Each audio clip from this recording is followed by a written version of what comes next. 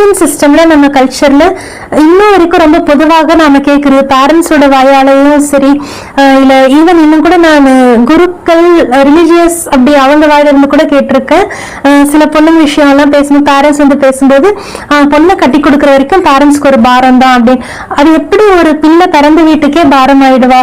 இந்த ஒரு மேரேஜ் விஷயத்துலயும் சரி, அந்த பிள்ளையோட ஹையர் எஜுகேஷன், என்ன ஜாபுக்கு போகணும், மேரேஜ், பிரெக்னன்சி, இந்த எல்லா விஷயங்கள்லயுமே ஏதாவது ஒரு விதத்துல அந்த பொண்ணு மேல ஒரு ப்ரெஷர் பேரண்ட்ஸ் கிட்ட இருந்தேவோ இல்ல கல்யாணம் பண்ணி போற இடத்துல இருந்தோ அந்த பொண்ணுக்கு இந்த மேரேஜ் பிரெக்னன்சிங்கிற விஷயத்துல இந்தியன் கேர்ள்ஸுக்கு அந்த ஒரு ப்ரெஷர் இருந்துட்டு தான் இருக்குது.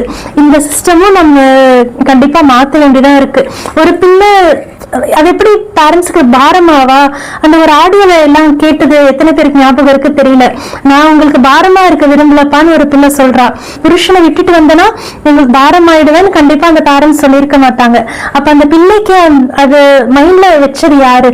அந்த பிள்ளைகிட்ட நீ பேரண்ட்ஸுக்கு பேர்டன் ஆயிடுவேன்ற அந்த வார்த்தையை அந்த பிள்ளைக்கு மனசுல பதிச்சது யாரு?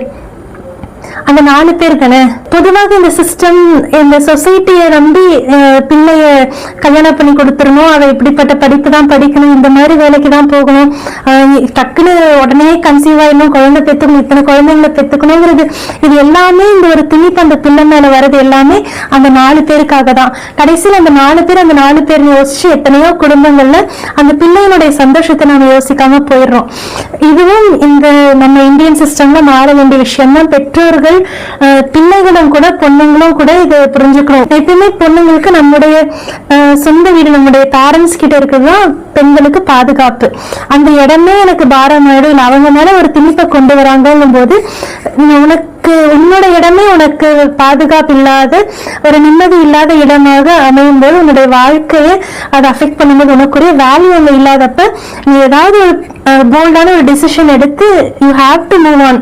அதுக்காக தான் இந்த எஜுகேஷன் சிஸ்டம் ஒரு லைஃப்ல கிரைசிஸ் சிச்சுவேஷன்ல வருது. அதை எப்படி ஹேண்டில் பண்ணணும் அப்படிங்கிறதுதான் இந்த கல்வி அறிவு நம்ம கொடுக்க வேண்டியது. வெறும் படிச்சு சம்பாரிச்சு வேலைக்கு போறதுக்காக மட்டும்ங்கிறது படிப்பு கிடையாது. லைஃபை எப்படி இன்னும் பெட்டரா லீட் பண்ணலாம், இன்னும் எப்படி இந்த சமுதாயத்துக்கு ஒரு பெட்டரான பர்சனாக நாம உருவாக்கிக்கலாம், அதுக்காகவும் சேர்த்துதான் இந்த எஜுகேஷன் நமக்கு கொடுக்கப்படுது. பிள்ளைங்களும் போல்டா இருக்கணும். உங்களுடைய வேல்யூக்காக, உங்களுடைய செல்ஃப் வேல்யூவை நீங்களும் உணர்ந்திருக்கணும்.